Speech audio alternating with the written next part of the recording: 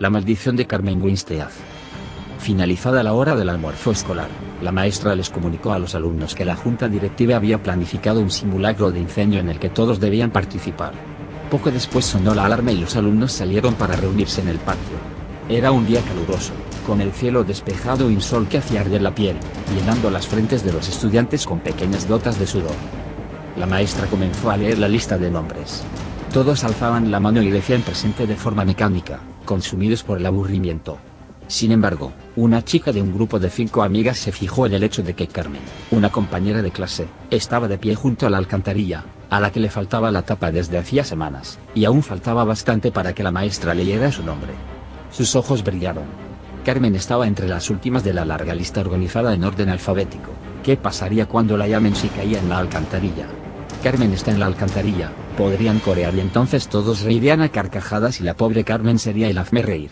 Quién sabe, incluso podrían terminar por bautizarla como la chica de la alcantarilla.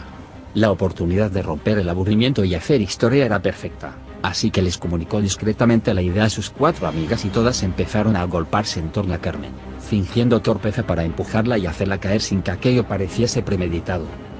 La maniobra fue perfecta. Carmen apenas emitió sonidos de queja mientras la hacían caer y, cuando dijeron su nombre, las 5 chicas empezaron a gritar: «Ella está en la alcantarilla!» signo de exclamación abierta. «Ella está en la alcantarilla!».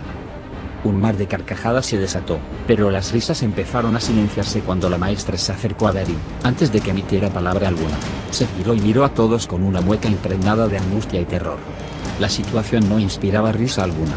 Carmen había caído de cabeza en el hueco y al aterrizar su cabeza se había torcido hacia un lado en una posición totalmente imposible, su cara casi sin piel después de haberse raspado contra las paredes de la alcantarilla en la caída y una mueca espantosa como si hubiera tratado de gritar y no hubiese tenido el tiempo suficiente.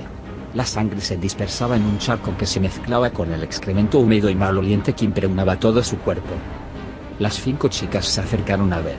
Una lágrima asomó tímidamente en la mejilla de la autora de la broma mientras sus ojos atónitos contemplaban como una gorda cucaracha yacía sobre lo que alguna vez fue el rostro de Carmen, moviendo sus antenas como para ver si todo estaba bien. Pero nada estaba bien, y ella y cada una de sus amigas se sintieron como uno de esos repulsivos insectos cuando la policía vino y determinó que Carmen tenía el cuello roto y estaba muerta. Según dijeron, al caer Carmen se golpeó con las escaleras metálicas, de tal forma que perdió la cara y después se rompió el cuello al estrellarse contra el cemento. Minutos después se llevaron el cadáver de Carmen, acompañado por una procesión de moscas cuyos zumbidos eran casi el único ruido en medio del fúnebre silencio. Ese día hubo un interrogatorio después de clases. Todos debían ir. En el interrogatorio las 5 chicas dijeron que fue un accidente y que ellas fueron testigos. La policía les creyó y el caso de Carmen Winstead se cerró, pero algo aún más siniestro había comenzado. Meses después, compañeros de clase de la fallecida Carmen empezaron a recibir correos electrónicos que se titulaban «La empujaron» y afirmaban que a Carmen la habían empujado, que su muerte no era un accidente. También, los correos decían que los culpables debían asumir la responsabilidad del crimen, pues de lo contrario habría terribles consecuencias. La mayoría pensó que los correos eran una farsa elaborada por alguien que quería divertirse causando temor, pero otros no estaban tan seguros. Transcurridos unos pocos días tras la cadena de correos, la chica que ideó el plan para ridiculizar a Carmen estaba bañándose cuando de pronto oyó una extraña risa. Cerró el grifo para oír mejor. La risa parecía venir del interior de la ducha. ¿Acaso se estaba volviendo loca?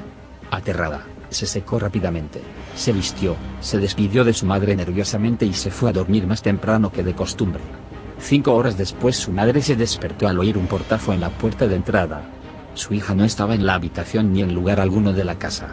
Llamó a la policía, pero los agentes poco podían hacer al respecto, ya que no se podía interponer una denuncia en personas desaparecidas hasta que transcurrieran 48 horas. Aún así prometieron a la desconsolada madre patrullar las calles cercanas para buscar a su hija.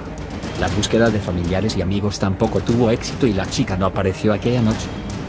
La mañana siguiente, mientras el conserje del colegio limpiaba las hojas secas del patio, se encontró que la tapa de la alcantarilla, que habían vuelto a colocar después de producirse la trágica muerte de Carmen, había sido levantada y apartada a un lado. Al asomarse descubrió algo realmente escalofriante. Parece que la chica desaparecida la había retirado antes de lanzarse de cabeza por el conducto y se encontraba en el fondo con el cuello roto y la cara destruida, borrada por los golpes que se había dado al caer y golpearse con las escaleras metálicas de las cloacas. Una muerte idéntica a la que sufrió Carmen. El mismo destino les esperaba a las otras 4 culpables de la muerte de Carmen. Tras la muerte de las 2 primeras, un equipo del ayuntamiento soldó la alcantarilla para que nadie más pudiera abrirla. Sin embargo, eso no pareció impedir a la tercera víctima arrancarla del suelo, algo que requería una fuerza sobrehumana. Por supuesto, esa fue la gota que colmó el vaso y se decidió colocar vigilancia las 24 horas del día en ese peligroso punto de encuentro para suicidas. Las 2 víctimas restantes murieron de la misma forma, pero el espíritu de Carmen en esta ocasión las guió hasta alcantarillas cercanas a sus domicilios. La vigilancia podría frustrar sus planes. Una por una cayeron en las alcantarillas, perdiendo el rostro y rompiéndose el cuello. Todas se habían quedado dormidas antes de su trágica muerte. En ese momento, cuando se encontraban más vulnerables, Carmen aprovechaba para poseer sus cuerpos y guiarlas como si se tratara de un caso de sonambulismo hacia una muerte tan cruel como la que ella había sufrido. Un destino cruel porque podían sentir todo lo que ocurría pero no tenían control sobre su cuerpo. Pero la cadena de muertes no se detuvo ahí, ya que posteriormente otros compañeros de clase de Carmen también fueron encontrados muertos en distintas alcantarillas, con el cuello roto y el rostro anulados. Ellos y ellas también se habían dormido antes de aparecer muertos. Resultaba muy inquietante pensar que todos esos otros compañeros muertos no habían creído en los correos electrónicos que afirmaban que Carmen fue empujada. ¿Acaso el espíritu de Carmen se estaba vengando?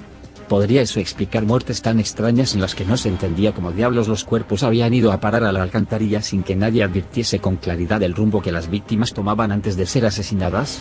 El espíritu de Carmen Winstead andaba suelto y, quien no creyese que ella fue empujada, corría el riesgo de ser castigado con una muerte semejante a la de Carmen, muerte que caería sobre él o ella durante las horas de sueño, con un sigilo que solo se rompería al caer por la alcantarilla.